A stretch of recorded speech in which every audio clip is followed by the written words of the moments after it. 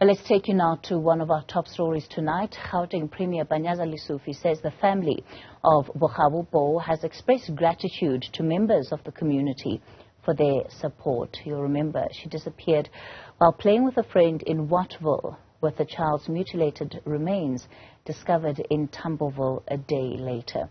Residents came out in their numbers today outside court, where the accused made his first court appearance. And secondly, they appreciated the support they received from the community, and they want to thank community for that. But thirdly, which is very, very important, they really feel that we need to move with speed to deal with the challenges of crime in these communities. The good thing is that the mother is part of the ward committee. She's leading a portfolio on environment. It's a family that is involved in community matters. But they're indeed devastated, gutted. I feel very weak as well, to go and comfort a family that is going through this pain. It's not easy. Well, let's stay with that story now and take you to Bokgabo's father, Irvin Ndlovu. Mr. Ndlovu, good evening to you. Thank you so much for your time tonight. Firstly, let me begin by extending our condolences to you and to your family on the loss of your daughter. How would you describe the past week has been? Good evening. Thank you for your messages. Thank you for having me here. And the past few weeks has been a nightmare for me. It's actually a week now because this occurred on Monday on the evening. Probably around this time I was notified telephonically that if I had not seen my daughter, because I don't reside with her, she stays with her grandma in the same location of Wattville. So when I received that call, I panicked because I know that the only thing that they call me for is about to do with my daughter. So I asked, why are you asking me? The grandmother actually called me and said, Irvin, where are you? And I told her that I'm home. Then she hung up and told me that she would get back to me. And she never did. And I was beginning to worry because I knew it had to do with my daughter. That's the only thing we talk about. Then a few minutes later, the mother of my daughter actually called me, which is something that she seldom do. So she asked me, Ivan, where's the little one? I was like, how do you mean, where's the little one? And then she yelled, the baby's missing, Ivan, the baby's missing. Could you come over, please? And I panicked. I dropped everything that I was doing. And I rushed to a place of residence, which is actually not far from where I stay. And we gathered with the family, and we had to learn that the baby is actually missing. It's every parent's worst nightmare to have to, hear news of a missing child, let alone then have the search for the child unfold and have it end in the way that it has ended for your family. What kind of support would you say you had, in particular from the police, when you were conducting the search for your daughter?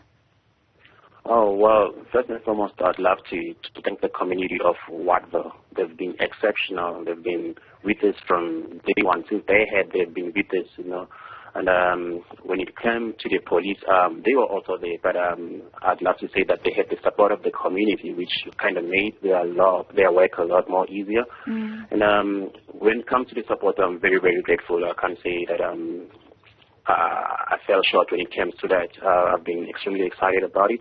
Yes, it is a nightmare to wake up to the news that your daughter is missing, and we had these odd discoveries of dead bodies, and you don't have to think that could potentially be your child, and having to see, to identify such a body that was found and linking it to my daughter, it was something that I would never wish for any father or any mother. When you look at what it is that you know so far, what have you been able to piece together? What have you been able to piece together in terms of what happened to your daughter? And I would imagine that given the community has been very involved, there are different things that you would have been told by various community members that at least gives you a picture of the circumstances under which she went missing and possibly under which she was killed. Actually, I'm very, very excited that I was involved with the community, and it was not a hearsay of this is now what's happening, this is the place that we need to take. I was actually involved with them. I was in the middle of everything that unfolded.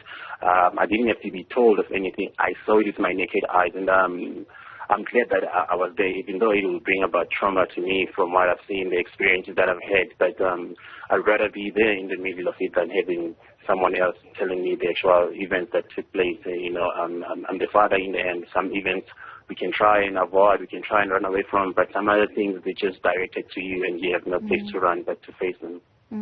Do you believe that the police have the right suspect? Without a doubt. The suspect that they have is someone who has pending cases of rape. It's someone who's seen in the footage that we've been able to collect. He actually is the right person they have. But what I suspect is that he might not be working alone, and he has not yet fully told us what actually transpired as to how it ended with the baby being like that. And this is where I start to feel that there are people that he might be protecting, and I urge police to dig deep into that information. No one must relax and say, okay, we have the suspect behind bars, then it's all ended. I strongly believe that there are people that he is working with. Because when the suspect was arrested, he had a scar. He was bleeding on his neck. It shows clearly that he got into a fight the same night he had my daughter. Who did he fight with? Did the deal go wrong? We don't know. Those are the questions that should stand up with the police and see who he's really working with. Mr. Ndlovu, we saw visuals of you in court earlier on today, and as part of what we've been playing on our screen. As you were sitting in court, lunging forward towards the suspect, just tell us a little bit about what was going on, especially emotionally for you, as you had to sit as this matter got underway. Oh, well, what happened today, it's so unfortunate, and it's not meant to promote any violence out there. It's something that I went to court not thinking of doing. I did not plan it. I think emotions took over. It's something that I didn't plan. It just happened out of the blue. I was agitated, I was fuming, I was angry, I was vindictive, and seeing him not remorseful about this whole entire situation, seeing him bragging about he can have his own private attorney, it just broke me, man. I don't know what happened. I just found myself trying to get to him, and it's something that I would like to publicly apologize for. But, man, I'm very, very hurt. I'm broken inside, and I just wish that the law can take its own course. We saw the police intervening in that matter. What did they say to you? No, the police were just trying to pull me apart, not to attack. There's not much that's been said. But one police officer from Wattville police station, I think when we went there, he kind of spoke to me in a manner that was very, very good, supportive, and he was one of those officers that stopped me, and he actually tried to say something like, hey, Irvin, don't do that, don't do this, and he had my attention. I had to listen because he's an elderly person and he's been supportive even though he's a police officer. He didn't come to me with the weight that I'm a police officer, you should listen to me. Yeah, I've actually seen him as a father, and when he spoke and said, Irvin, don't do that, I had to listen and I calmed myself down. Mr. Ndlovu, you've spoken about just how important the support from the community has been. Earlier on, we saw visuals of community members who are saying, that they want to, they actually want to have the suspect released into their hands because, quote unquote, they want to kill the suspects. What do you have to say to those community members? Because listening to you now, as you reflect on the day's incident earlier, you're very apologetic about what happened. So when you hear the community then expressing these views, what do you have to say to them? Oh, well, firstly, I believe that the community is a group of individuals who have their own feelings, and some of those individuals have been directly and indirectly impacted by this. This guy is someone who has raped a child and he's running wild, free, his own vein, and he had the law taking its course, kept him inside and review all these things. And I'm hearing that he's been skipping some of his court dates, he's not been appearing at court, and today he's out and my child had to fall victim of his evil act. I think the community, I will not comment further whether they should do it or should not. It's not my place to say, but it's a group of people who are angry, who are mad, and they showed dissatisfaction to the justice system in this country. They just want justice to be served. So I believe that they have their own opinions and own feelings, but I've never been through a situation where I felt like this. I've always been a pacifist. I never believed that violence is the way to go. But at this moment in time, I don't know. It's still a long time for you and your family, in particular, the opportunity of laying your daughter to rest. There's a lot that's been happening, and I imagine very difficult for the family to also process and make those plans.